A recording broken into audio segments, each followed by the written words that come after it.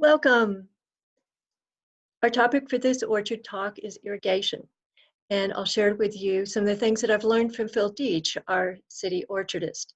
He cares for our heritage orchard at the Los Altos Civic Center. Currently, a surface irrigation system is used to water the orchard, so that consists of these pipes with sprinklers attached at key points along them. The pipes are attached to the city water lines. So some of you may have noticed these white elbows out there in the orchard. Now you know what they are. Takes a pile of pipes for Phil to irrigate the orchard. And he does this 4 times a year. So starting in March, again in May, then in July, and in October. Of course, he adjusts the timing due to the rainfall. If there's too much rain, he won't do it. And if there's too little, he may do an extra. So how does he go about doing this? The pipes are moved 4 times to cover the 4 sections of the orchard. The water's turned on at night, which is good for water conservation. And it also reduces the disturbance to the pedestrians within the Civic Center. But it takes 8 to 12 days for him to irrigate the entire orchard, that is 4 sections of the orchard. So that's quite a procedure. What are some of the things we have to consider here? Well, Phil is the one who repairs the irrigation lines. And the city has responsibility for repairing the water lines to the Civic Center. So between the two, the priority is on water conservation and catching any leaks that might occur.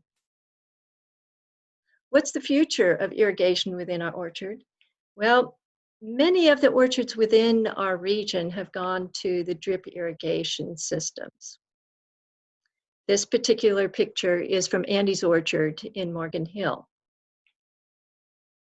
The drip irrigation system has been recommended for our heritage orchard for over a decade, and it's still under discussion. There certainly would be several advantages.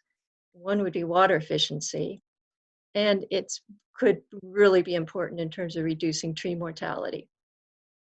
But there's also some disadvantages that we have to think about. One would be the installation costs, and then of course repairs. So how long will we continue to have a surface irrigation system within our city orchard? The topic is now under discussion within the Orchard Commons Committee. And we're hoping that in partnership with Frank Nicoli at Foothill College Department of Horticultural and Environmental Design, that we'll be able to take this a few steps forward into the future. How about the past? Some of you may recognize the water tower that's at the Los Altos History Museum.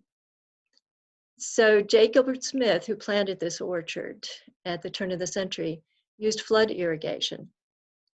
And you can learn more about that in the outdoor exhibit in the museum courtyard.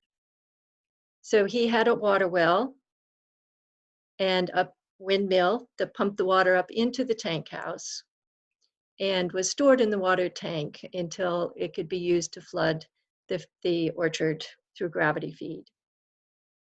So we want to hear from you. What are your thoughts about drip irrigation, about irrigating our orchard? Tell us what we're doing right, what you think we could do better.